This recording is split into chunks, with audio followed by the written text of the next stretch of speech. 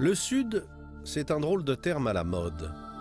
Avant, on disait les pays sous-développés, ou bien quand on était poli, le tiers-monde. En gros, ça voulait dire les coins de la planète où quand on est riche et bien portant, on va passer des vacances, mais où on n'habiterait à aucun prix parce que les gens là-bas, dans leur paradis tropical, eh bien ils sont pauvres et malades, les pauvres. Le Sud, c'est grand, beaucoup plus que la moitié de la planète. Le Sud, c'est beau, souvent. Mais les meilleurs d'entre nous dans le Nord, je veux dire ceux qui se posent des questions sur leur prochain, trouvent aussi que c'est triste. Ils ont des remords, surtout quand ils pensent à toutes ces affreuses maladies des pays chauds, dont ils se croient, à tort ou à raison, protégés. Nous avions des remords, ou bien des préoccupations, partagées par l'IRD, l'Institut de recherche pour le développement, organisme public français chargé de la coopération scientifique avec les pays du Sud. Car le Nord veut faire quelque chose pour le Sud, et pas seulement aller puiser dans la biodiversité dont ils sont riches, là-bas, afin d'y élaborer des remèdes, ici, au seul usage des riches. Mais voilà, sait-il s'y prendre le Nord pour aider le Sud? Il faut aller y voir. Et c'est comme ça que nous partons vers le Sud compliqué avec nos idées simples.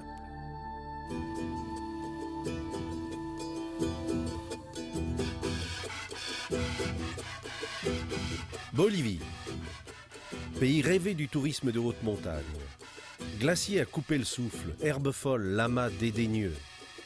Et puis, La Paz, superbe ville en amphithéâtre, située entre 3 et 4 000 mètres d'altitude, où les riches occupent les fonds, tandis que les pauvres s'accrochent en haut, sur leurs pentes transformées en toboggan à la moindre pluie.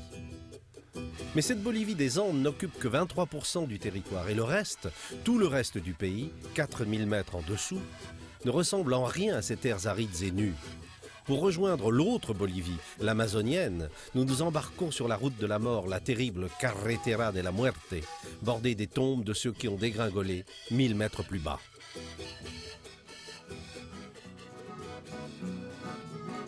En descendant, nous prenons le chemin de ceux qu'on appelle les colons.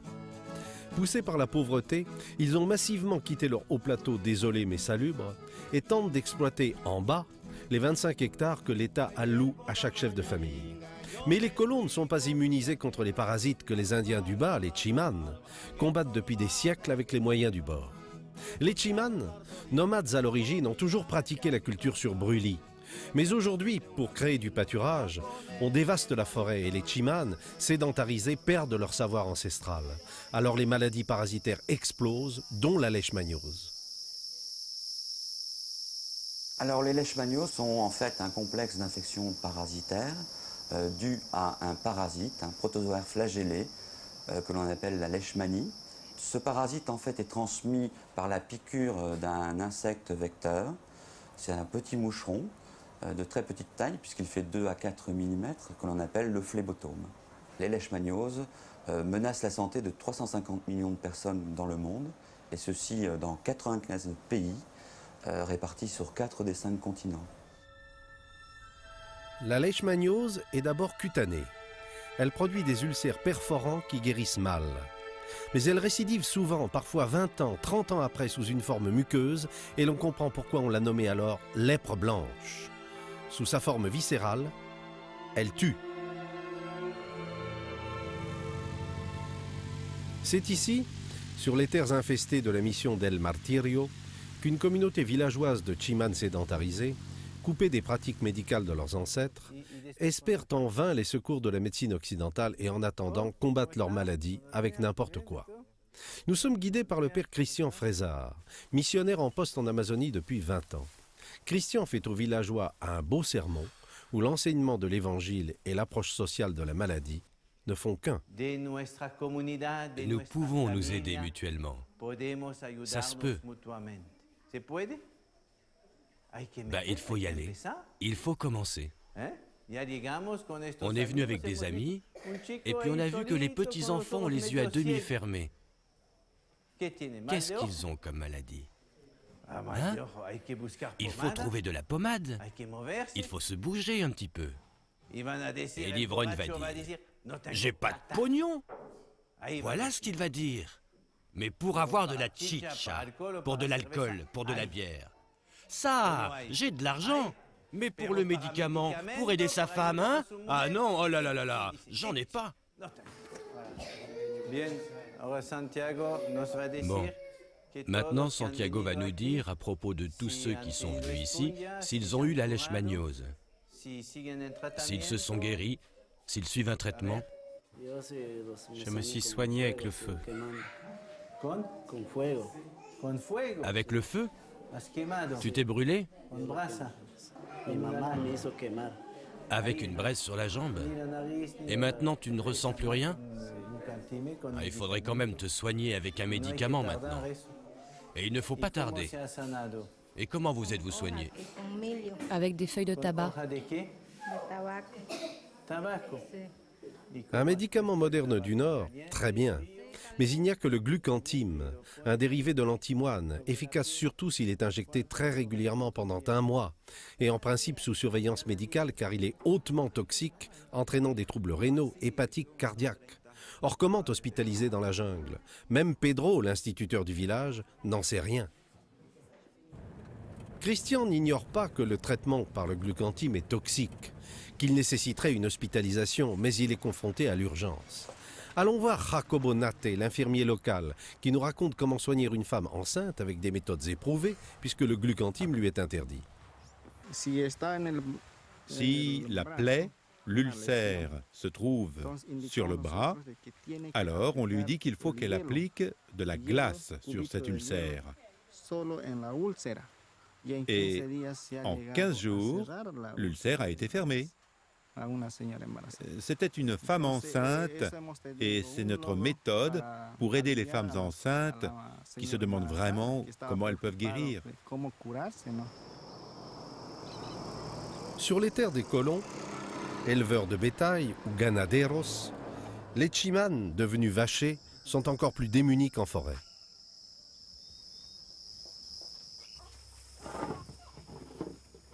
Nous nous trouvons dans la communauté de Yakumita. Et nous avons 2 malades là qui ont la leishmaniose. Comment tu t'appelles? Felipe. Tu vis là? Oui. Depuis combien de temps tu as ça? 3 mois. 3 mois. Tu peux nous montrer ta blessure? Quel traitement est-ce que tu suis?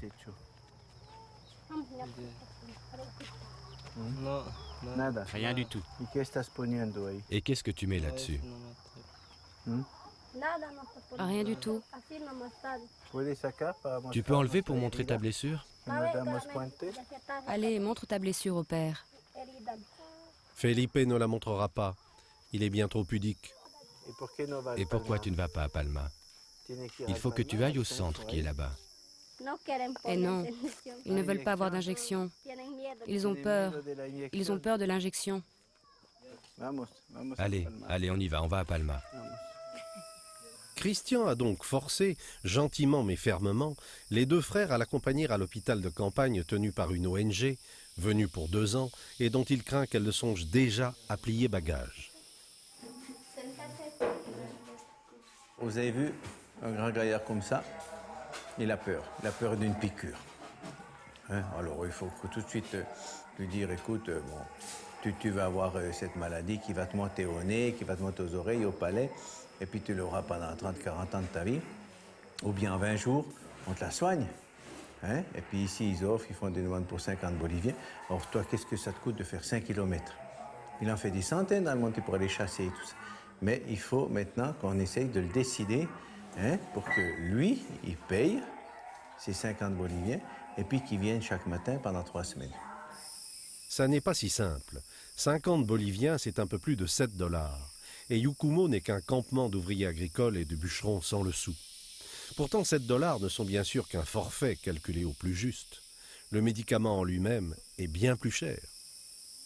Chaque année, c'est des dizaines de milliers d'ampoules, hein, qui coûtent 2,5 $. C'est toutes les Caritas européennes, c'est le Secours catholique, mais ce sont des institutions qui fatiguent, puisque voilà, presque 20 ans qu'on leur frappe à la porte toutes les années pour qu'on puisse avoir ce médicament. Il faut aller à La Paz pour discuter avec la douane, car ils nous font payer.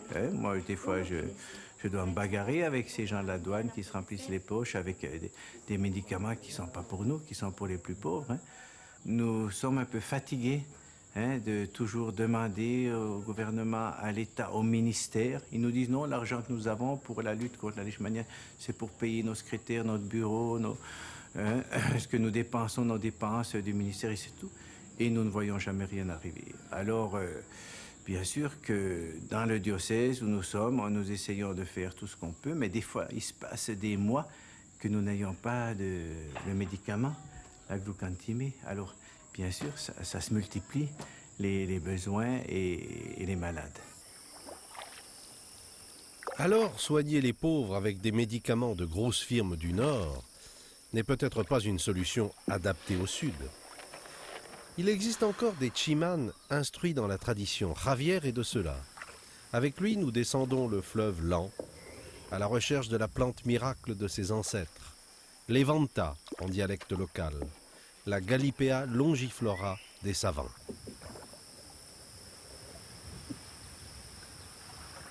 Il va nous falloir traverser un bout de forêt, torride, retrouver le sentier parcouru voici presque 20 ans par le chercheur IRD Alain Fournet, remettre nos pas dans ceux des découvreurs.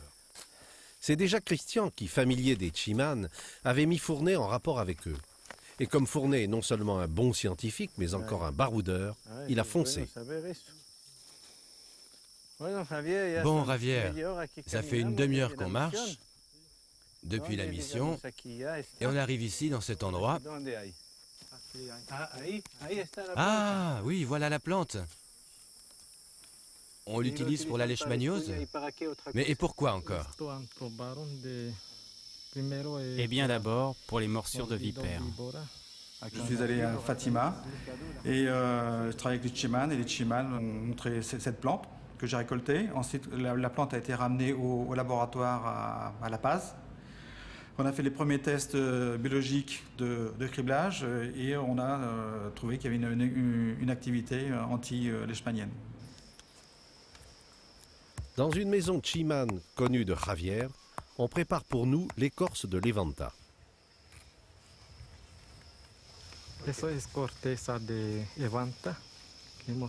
Ça, c'est là l'écorce de l'Evanta qu'on a prise dans la montagne pour guérir Roberto qui a des plaies aux pieds.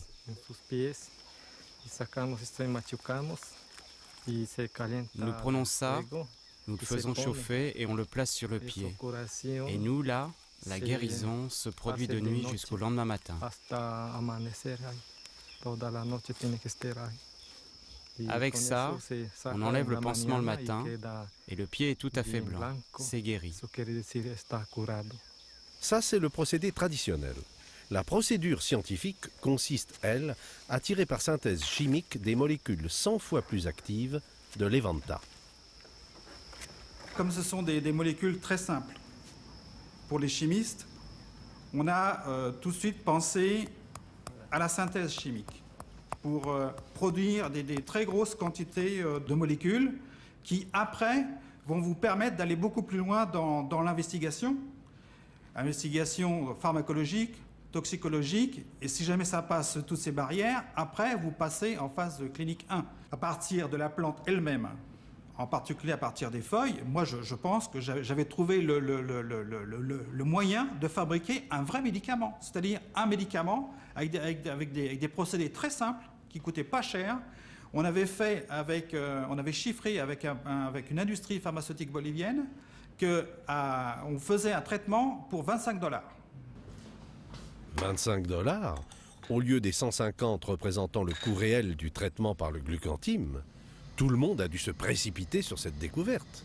Cette découverte qui pourrait sauver d'une maladie aux conséquences parfois fatales et toujours très douloureuses, les Chimanes, mais aussi ces ouvriers qui partent travailler en bras de chemise, alors que le moucheron porteur du parasite, le bichito, attaque dès 5 heures du soir. Eh bien non, Le fleuve rouge coule sempiternellement. Le temps passe. Et ces mariniers qui ont fait des centaines de kilomètres sur leurs radeaux chargés de palmiers tressés, destinés à couvrir les maisons des plus pauvres, déchargent leur gagne-pain sans se protéger en rien, eux non plus, sans savoir et sans espoir. Pourquoi donc l'expérimentation des molécules sur l'animal, positive, n'a-t-elle débouché sur aucun essai sur l'homme? Avec le recul, je dirais qu'il y a une spécificité un peu... c'est peut-être un peu dur ce que je vais dire, mais bolivienne. Parce que dans les pays voisins, ça se passe pas comme ça. Il ne faut pas aller très loin. Nous avons été sollicités par d'autres pays voisins où il y a la leishmaniose. Moi, j'ai travaillé 4 ans au Paraguay et je vous assure que la situation sanitaire du Paraguay n'a rien à envier avec la situation sanitaire de la Bolivie. Mais j'ai toujours donné la priorité aux Boliviens. Et en fait, parce que j'ai eu pas mal d'appels du pied, je connais même de gens qui sont, je veux dire, disposés de produire le médicament au Brésil.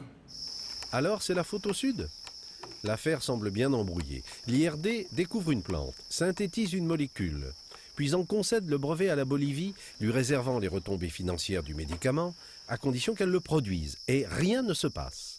Avant notre enquête sur place, nous avions essayé de comprendre ce paradoxe au siège de l'IRD à Paris. Les industriels de ces secteurs, s'ils veulent utiliser ces molécules, seront obligés de nous demander une licence et donc de nous verser des redevances que nous repartagerons avec les populations locales. Par contre, le fait d'être propriétaire d'un brevet nous permet d'en donner des licences gratuites à qui le demande. Les chimanines ont été découvertes à partir d'une plante bolivienne grâce aux chimanes, et donc c'était eux qui devaient être les premiers destinataires de ça. Depuis la Convention de Rio, on a permis aux États de s'approprier, on a privatisé la biodiversité au profit des États. Les États doivent mettre en place les juridictions nécessaires pour protéger leur biodiversité. Elles doivent également faire bénéficier les ethnies qui gèrent cette biodiversité ou qui occupent leur état des retours financiers qu'éventuellement ils pourraient avoir. La Bolivie peut donc indemniser les Chimanes, premiers découvreurs. Et un organisme semble exister exprès pour ça. C'est, reliquat d'une période faste d'exploitation des bois précieux, le Grand Conseil Chimane. Nous y serons accueillis dans un beau bureau air conditionné par Jorge Agnès, ministre aux fonctions imprécises, qui n'est apparemment au courant de rien. Vous savez que le ministère peut exploiter librement les molécules. Non, pas du tout. Nous n'avons aucune connaissance du fait que le ministère ait l'autorisation. Si le gouvernement donne l'autorisation, comme nous sommes dans un état de droit, dans un pays démocratique, où le gouvernement doit consulter le peuple pour n'importe quelle décision, alors il vaudrait mieux qu'il y ait un accord avec le gouvernement et la France. Accord des Chimanes avec le gouvernement bolivien? Ce n'est pas l'affaire du Nord, n'est-ce pas?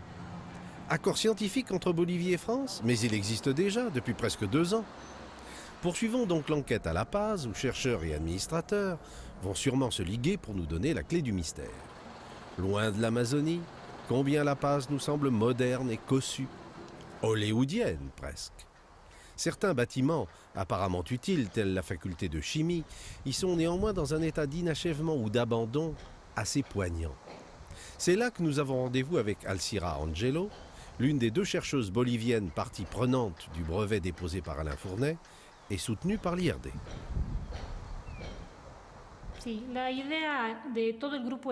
Oui, l'idée de tout le groupe, c'est que ce médicament se développe ici avec l'industrie nationale pour les malades d'ici. Mais les gens qui s'occupent du brevet, qui sont partenaires, ne se sont pas mis d'accord. Victoria Muñoz, docteur en parasitologie et autre co-signataire bolivienne du brevet portant sur les molécules de synthèse isolées par Fournet, a souhaité ne pas s'exprimer sur son lieu de travail. Nous l'interviewons donc dans le jardin botanique de La Paz. Le ministère de Prévision sociale et de Santé publique doit donner le feu vert pour la phase clinique chez les malades. Non, j'ai discuté avec les gens du ministère de la Santé et rien n'a été fait. Et tout est sur papier seulement.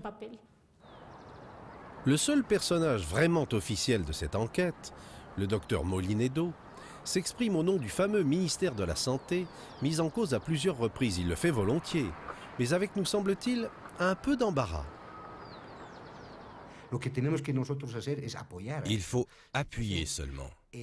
La seule chose que nous puissions faire, c'est appuyer.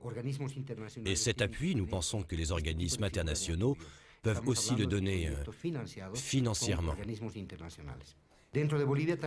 En Bolivie, il y a la décentralisation aussi. Et chaque province veut faire ce qu'elle souhaite elle-même. En ma qualité de chef du laboratoire national de la santé, ce que je peux faire, c'est appuyer techniquement et scientifiquement. Appuyer et non pas faire, c'est donc si difficile? C'est une molécule simple, facile à synthétiser. Ça nous permettrait d'éviter peut-être... Non, je préfère ne rien dire contre le projet gouvernemental et de développement. Je dirais seulement, c'est une molécule simple parce qu'elle n'est pas complexe. Pourquoi tant de lenteur à concrétiser un projet simple? Mais veut-on réellement de ce projet? Nous allons le demander au professeur Alberto Jiménez, directeur du laboratoire de recherche de pharmacie et de biochimie. Très sceptique sur la possibilité matérielle de développer un médicament à partir d'une synthèse purement chimique, il propose de créer à la place un simple mélange d'extraits bruts de l'Evanta.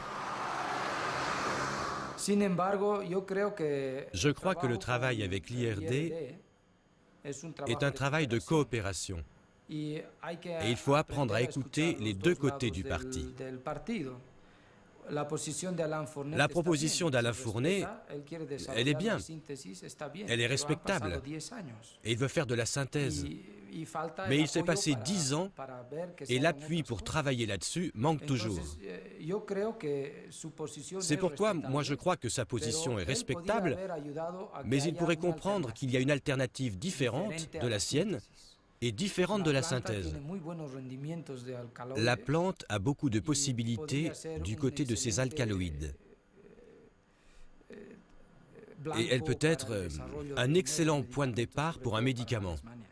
Et c'est pourquoi je crois qu'il est très important d'arriver à proposer l'étude de la plante elle-même. Donc, pour la plante, il y aurait cet appui dont tout le monde parle et qui semble tant manquer, admettons. Mais Alberto Jiménez nous a bel et bien ramenés à l'herboristerie, à la cueillette et à Yucumo, où la situation sanitaire n'a apparemment que bien peu de chances d'évoluer dans le bon sens.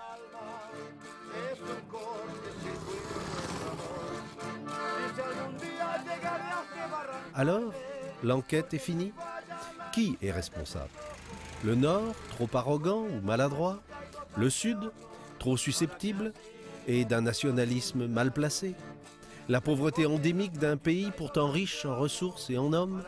Gardons-nous de juger. Tout le monde est responsable un peu de ce qu'un des protagonistes de l'affaire appelle joliment le formidable échec d'un succès scientifique. La statue du Chiman inconnu se dresse, solitaire, aux confins de San Borja. Avant de clore le dossier, ajoutons-y toutefois un post-scriptum justifié par la situation nouvelle et catastrophique ici, en France, et qui concerne d'abord les chiens. Dans le midi de la France, les chiens attrapent la leishmaniose et ils en meurent. Des élevages entiers sont décimés. Plus gravement, de nombreux cas de leishmaniose viscérale apparaissent, ici ou là, en Europe. Enfin, la co-infection des malades du sida par une leishmaniose dite opportuniste est souvent fatale. La France n'est pas épargnée par cette maladie, puisque elle sévit essentiellement dans les zones rurales de la région Languedoc-Roussillon, mais aussi dans la région Provence-Côte d'Azur. C'est une situation très préoccupante, puisque les vétérinaires sont d'ailleurs en première ligne, puisqu'ils sont vraiment confrontés à cette maladie. Et je crois qu'ils sont tous en attente, en fait, d'une méthode de prévention, et notamment d'un vaccin. Un médicament vétérinaire trouvera aisément son marché. Ironie du sort. Ce marché ouvrira sans doute, et c'est tant mieux, l'autre marché, celui des hommes, un peu oublié jusqu'ici. Si on parle d'un pays du Nord, l'exemple type, c'est quand même les États-Unis. 9000 sérums testés dans 21 États et 21 États positifs, où on retrouve des chiens leishmaniens. Donc je veux dire, en termes de solvabilité, je crois que c'est quand même le plus bel exemple, parce que les Américains se motiveront d'autant plus que l'épiso aussi a l'air de se développer dans leur pays. Mais il est certain qu'un vaccin qui peut être développé, qui serait efficace chez le chien, serait immédiatement testé chez l'homme, puisqu'il s'agit de la même maladie. Chien du Nord, vous êtes solvable en effet à travers vos maîtres. Chien du Nord, vous contribuerez sans doute à ce qu'une maladie orpheline ne le soit plus.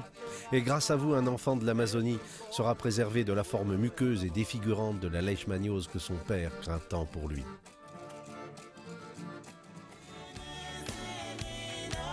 Tout est affaire de décor, dit le poète.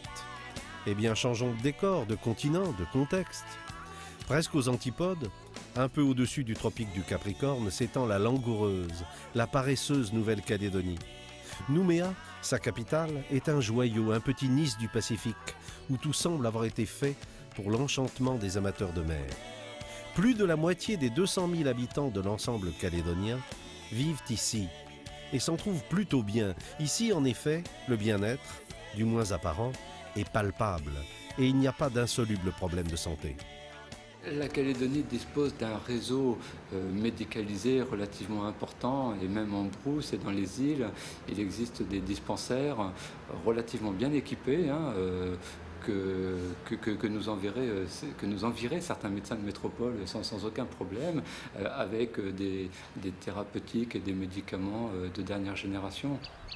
La médecine du Nord, française en l'occurrence, est donc ici comme ailleurs plutôt performante. Mais jusque dans les squats de la banlieue de Nouméa, ville du nickel, subsiste une autre médecine, pratiquée par les guérisseurs traditionnels. Et celle-là se heurte sur plus d'un point au savoir du XXIe siècle. Il y a des médecines basées sur l'usage de certaines plantes dont l'efficacité peut être reconnue. Et puis en même temps, les médecins peuvent avoir à constater certains effets entre guillemets néfastes d'une médecine traditionnelle, dans le sens où quand des gens, et en particulier des enfants, traînent à venir consulter au dispensaire parce qu'ils sont passés avant voir le guérisseur, eh bien ce retard à la consultation peut, dans le cadre de certaines pathologies, être fatal. Cette médecine secrète des tribus, exclusivement masculine, peut susciter les réserves du médecin du Nord. L'ethnobotaniste, lui, demeure émerveillé par l'incroyable biodiversité calédonienne, puisque 90% de la flore locale ne pousse qu'ici, ce qui donne l'espoir d'y trouver nombre de remèdes qui nous manquent encore. Nous essayons de faire des présélections au travers de toute la biodiversité, uniquement la biodiversité utilisée, et par exemple la biodiversité utilisée contre l'asthme, contre les maladies infectieuses, de manière à augmenter les chances de réussite ensuite pour découvrir plus facilement des principes actifs. Ces principes actifs, la médecine kanak les connaît depuis toujours. Contrairement aux hommes, certaines guérisseuses, qui ne s'occupent que des petites maladies, en particulier celles du nourrisson et de l'enfant, ont accepté de nous en parler librement. Mais il nous faut aller les interroger dans leur fief, celui de la tribu de Grand Borindi, située sur la côte est, près de Thio. Leurs connaissances séculaires paraissent dépassées. La science moderne les étouffe.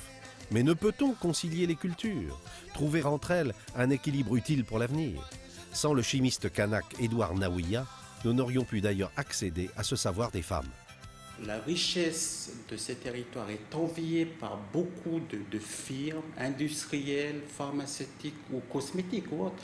Je pense que la première chose qu'il faut faire, c'est de définir un cadre juridique de la recherche ici en Nouvelle-Calédonie. D'autre part, il faut également qu'il y ait un respect des savoirs du peuple de ces territoires. Même la cueillette n'est donc pas ici un acte anodin. C'est un sujet hautement sensible pour les Kanaks nés sur une terre et viscéralement rattachés à elle. En compagnie d'Édouard Naouia et de Pierre Cabalion, chercheurs IRD, nous commençons par herboriser le long de la rivière Kongui. Le terrain est riche en plantes de toutes sortes, mais détrempé en bordure de mangroves. Une fois la récolte achevée, la leçon donnée par le sud au nord peut commencer sur place. Avec tout ça là? Avec tout ça, tous les crachats. Il faut bien écraser pour qu'elle mette sur la plaie, puis après elle se referme. Ça remplace les... Comment on appelle là, qui mettent là pour refermer la plaie? Les agrafes. Les agrafes. Et quand on s'est piqué aussi avec la rascasse, passer à la flamme, puis tu casses, même bien brûlé chaud, hein. Tu casses ça là, et vas-y, plouf, dans la plaie, hein. Mais même si on a envie de chier, ou je sais pas moi, excusez-moi le terme, mais c'est ça, hein. Bien chaud, hein, pour qu'elle tue le venin qui est rentré là-dedans. Là. Que c'est le plus chaud possible. Voilà. Alors les protéines, elles changent de forme à une certaine température. C'est pour ça que quand on arrive au-dessus de 42 degrés, les protéines du cerveau, de notre cerveau coagulent et on meurt. Eh ben oui, c'est beau. C'est le même système. C'est le même système. C'est beau de savoir tout ça. L'échange a donc eu lieu dans les deux sens entre Pierre et Georgette Noquet. D'autres dames guérisseuses aident Pierre à mettre de l'ordre dans ses connaissances. L'une des difficultés majeures de la recherche scientifique sur la pharmacopée traditionnelle est d'ordre linguistique. Il y a 34 langues mélanésiennes parlées en Nouvelle-Calédonie. Certaines, comme le Haragure, n'ont plus que quelques locuteurs, ce dont se moque la malicieuse Apollonie. Les désinfectants. Oui, voilà, c'est voilà. C'est chambral. Ça, c'est Ranadjouza, là, qui est marqué. Quant à Marinette Hundo, qui est d'une tribu de la mer, elle n'intervient, mais avec quelle autorité, que lorsqu'une plante vient du domaine maritime. C'est le sapin de Cambouis, on l'appelle Nier. Il y a d'autres noms aussi pour ça? Au bord de la rivière, le mari de Georgette et Micheline, une parente, complète le panneau de démonstration des plantes utiles. Juste à temps, car il se met bientôt à pleuvoir à seaux. 2 mètres d'eau tombent annuellement sur cette côte sous le vent. Mais les totems veillent sur la tribu. Dans la case du grand chef, Georgette entame sa performance. Toutes ces petites plantes ont un rôle à jouer dans le bain du bébé. Ici, vous avez une petite tige, du moins.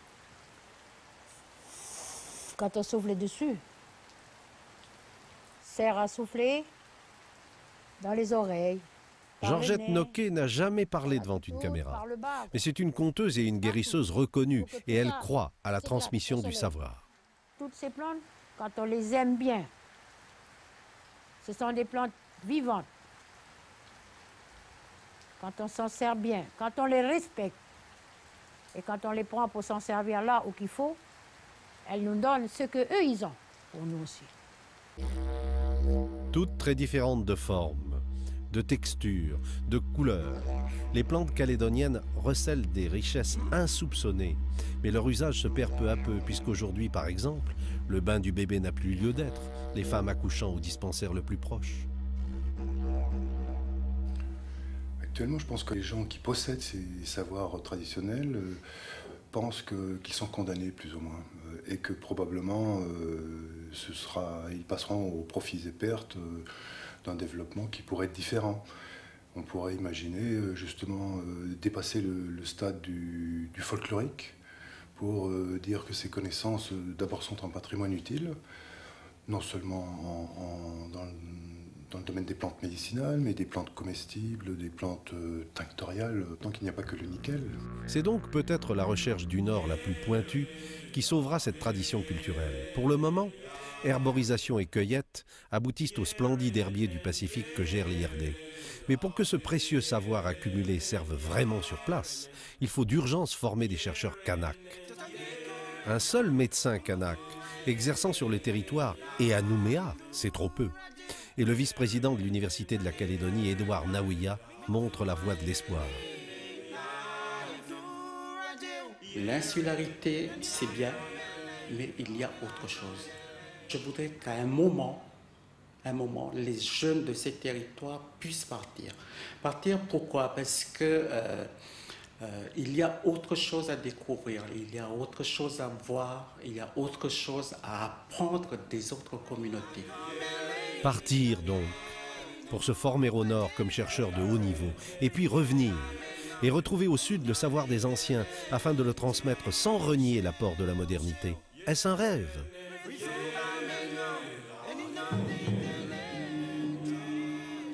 La géographie, science exacte, met le Vietnam au nord. La science économique, inexacte, en fait un pays du sud qui décolle à peine. Avec quel dynamisme cependant, quelle vitalité formidable!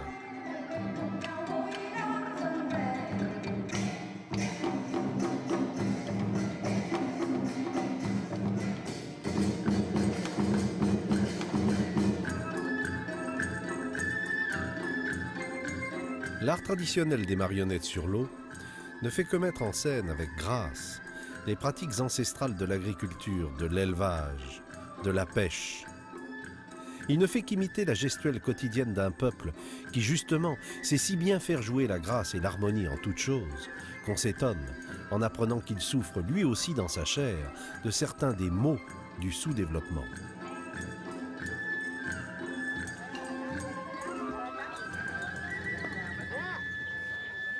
Il y a des problèmes de malnutrition, pour être plus précis de sous-nutrition, qui concernent notamment les carences, en particulier les carences en vitamines et en minéraux.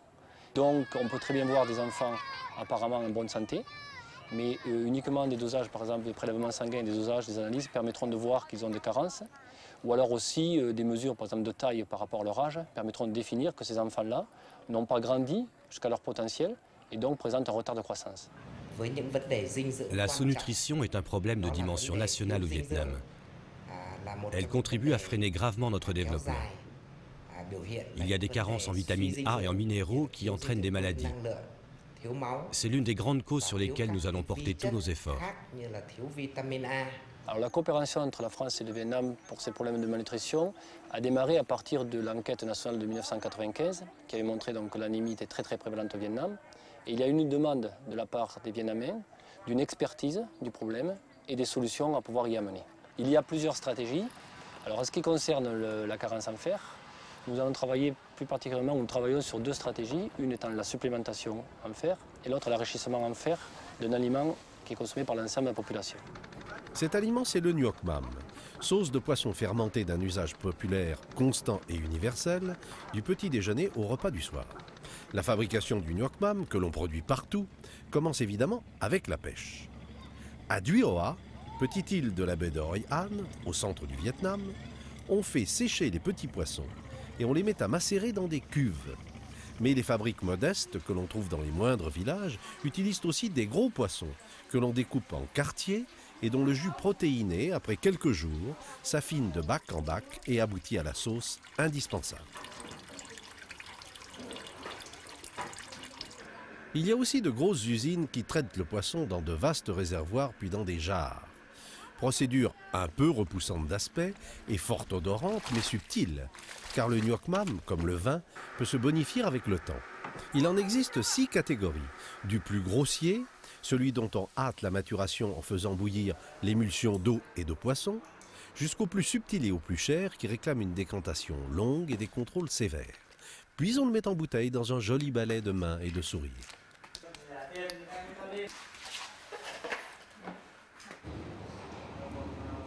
L'usine de chaussures Freedom a été choisie par l'équipe franco-vietnamienne de nutritionnistes pour y conduire un programme de recherche ambitieux. Il s'agit de supplémenter en oligo-éléments destinés à combattre les carences un Nuoc Mam moyen, au prix accessible à tous. Ici, on ajoute ce Nuoc Mam spécial au petit déjeuner des ouvrières en âge de procréer. On le fait selon le principe scientifique rigoureux du double aveugle. Seul un lot de sauce sur 2 est enrichi.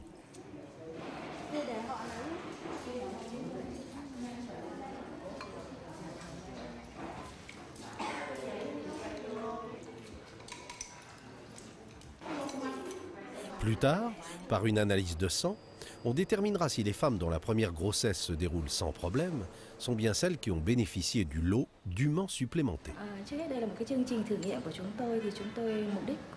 Notre but est d'améliorer la santé des femmes dans chaque usine.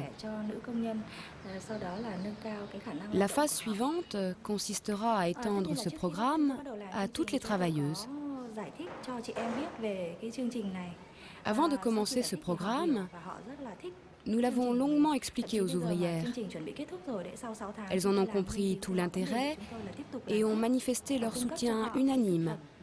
Après 6 mois, elles ont spontanément proposé de continuer cette expérience. On croit sur parole la charmante Madame Thuy. Mais il ne faut pas oublier non plus que la guerre, dont ils sortent à peine, a appris aux Vietnamiens les vertus de la discipline. Dans la cour de l'usine, 2 ouvriers occupent la pause du déjeuner à faire sur place une mini-période militaire, sans munitions, il est vrai.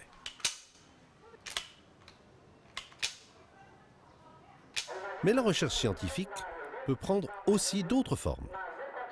En ce qui concerne la supplémentation en fer, nous sommes en train de tester une nouvelle approche qui est la supplémentation préventive intermittente, dans ce cas hebdomadaire, de la femme en âge de procréer.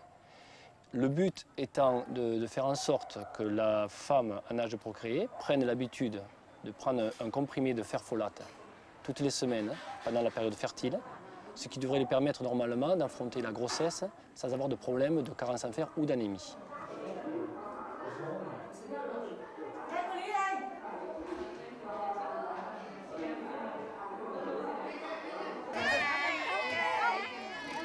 Cette recherche pilote sur la femme enceinte se prolonge en programme concernant les nouveau-nés et les bébés. On les mesure, on les pèse, on surveille leur croissance et si besoin est, on la facilite avec d'autres suppléments.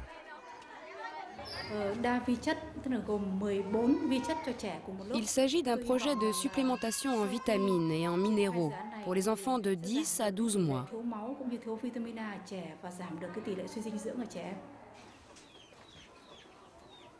On leur administre un supplément nutritionnel sous la forme de comprimés qu'on écrase dans une boisson sucrée. Ce programme est destiné aux nourrissons des villages. Les femmes qui ont été sélectionnées pour la conduite de ce projet sont toutes volontaires. Elles comptent parmi les plus éduquées du village. Il faut en effet un minimum d'instruction pour le réglage des doses chaque mois.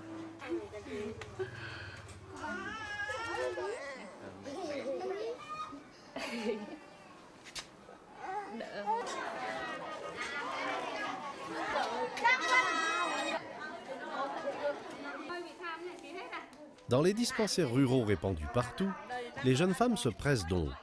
Et leurs bambins, non sans protester un peu, profitent au mieux des chances que l'État leur donne.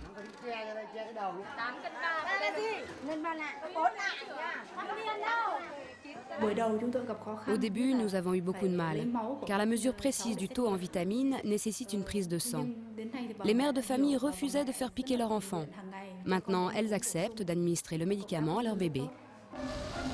Bienfait de l'éducation. Le laborieux, l'industrieux Vietnam multiplie les projets en coopération, même lourds à mettre en œuvre, mais bénéficiant d'un réel consensus, afin que sa population, majoritairement pauvre, ne manque pas le prochain train du développement économique.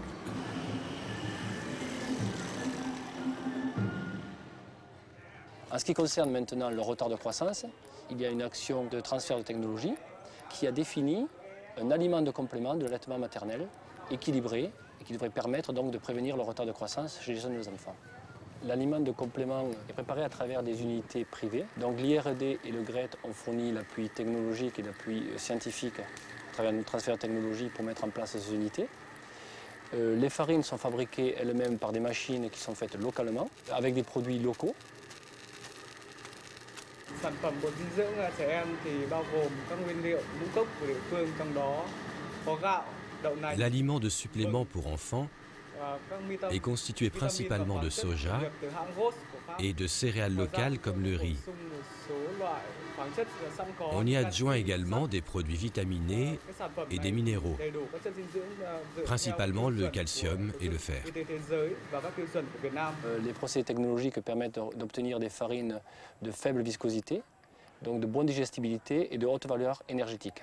Et l'adjonction de vitamines et de minéraux en fin de cycle de préparation, fin de chaîne de préparation, permet donc d'avoir un produit d'excellente qualité tout à fait comparable aux produits de grandes firmes que l'on peut retrouver sur le marché vietnamien, mais avec un avantage considérable, puisqu'il est vendu entre 2,5 et 3 fois moins cher que tous les produits importés, pour une qualité tout à fait équivalente. On prépare avec soin cette farine de sevrage 100% vietnamienne en veillant à coller sur les pots de belles étiquettes, de façon à rivaliser, même en look commercial, avec les produits occidentaux. D'ailleurs, le propriétaire de l'usine, M. Mi, a tout d'un patron de chez nous. Ce programme de lutte contre la malnutrition a été financé par l'État vietnamien avec une aide du GRET, le groupe de recherche et d'études technologiques français. J'ai payé de ma poche un quart de l'investissement.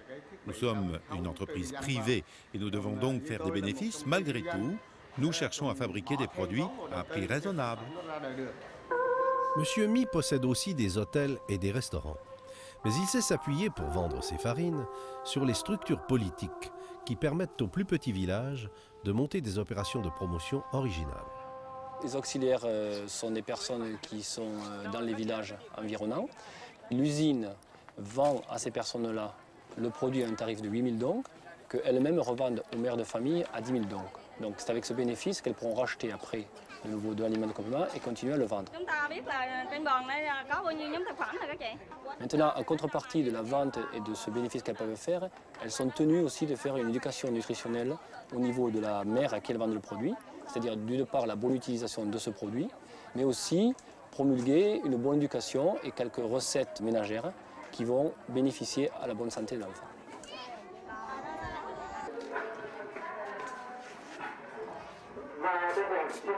N'est-ce pas là une excellente greffe du capitalisme sur le communisme? Faire des bénéfices, oui, mais en même temps de l'éducation populaire au niveau le plus basique, celui de la communauté villageoise.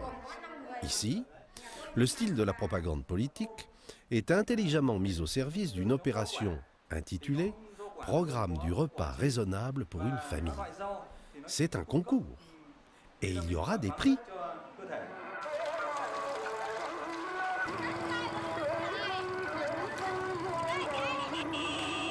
Au village de Binh Minh, près de Tam Kỳ, province de Quang Nam, un camion publicitaire fait la promotion des suppléments alimentaires pour nourrissons et enfants.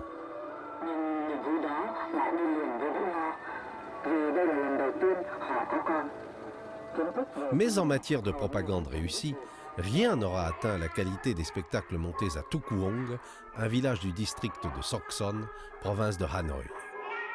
Ici, ce sont des infirmières costumées qui font la promotion du fer folate. Elles jouent une scénette du docteur Kong, leur patron, qui les regarde avec attendrissement.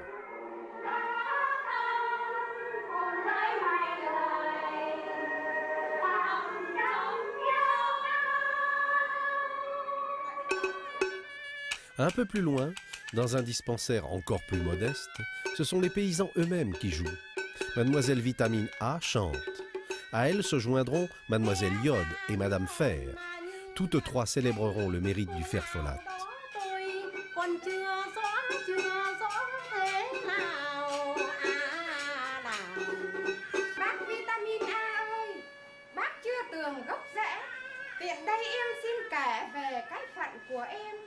Nhưng đến nay, ngày toàn quốc cho trẻ em uống vitamin A.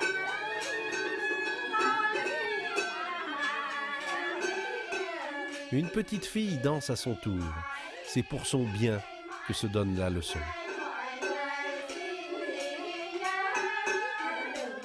Le spectacle fini, les actrices bénévoles quittent en vitesse leurs beaux vêtements et repartent dans la rizière s'entraîner. Pas surprenant qu'avec un tel peuple, la coopération marche bien. Ce qu'il faut savoir, c'est que depuis le début des relations entre l'IRD et l'Institut national de nutrition, tout s'est fait sur une base de coopération tout à fait saine, c'est-à-dire que tous les programmes sont discutés ensemble, nous discutons les programmes ensemble, nous voyons les actions qui sont à définir, chacun a maintenant bien sûr ses connaissances et ses compétences pour la définition de ses projets, et après les protocoles de recherche sont écrits ensemble. C'est-à-dire que nous travaillons tout à fait depuis le début de la conception des projets jusqu'à leur fin, jusqu'à leur réalisation, en coopération complète. La recherche de financement se fait aussi entre les deux instituts. Et il n'y a donc aucun problème, disons, aucune difficulté majeure de coopération entre les chercheurs vietnamiens et puis les chercheurs de l'IRD.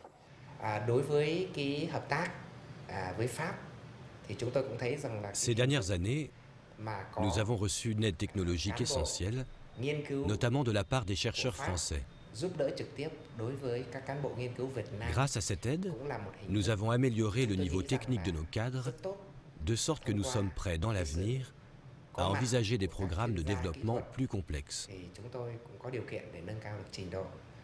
Faut-il donc qu'un pays du Sud ait mené contre le Nord une guerre atroce et victorieuse pour pouvoir ensuite coopérer avec lui sans complexe d'infériorité d'un côté, sans condescendance de l'autre? Trop d'exemples de décolonisation ratée prouvent le contraire. Réfléchissons autrement. Au-delà de la cacophonie des langues, il y a autre chose à apprendre dans les cultures des autres, médicales ou pas. Une culture bafouée se rebelle et elle a raison, mais une culture communautaire fermée pourrit sur pied et se décompose. Alors le Sud est-il malade du Nord? Malade d'une infériorité imposée, il le fut surtout autrefois. Aujourd'hui, il lui arrive aussi d'être un peu malade de lui-même. Au terme de ce triple voyage, remisons les idées simples et essayons d'exploiter ensemble, sur cette planète petite et bientôt mondiale au plus mauvais sens, si nous n'y prenons garde, l'incroyable mine de la biodiversité qui est d'abord humaine.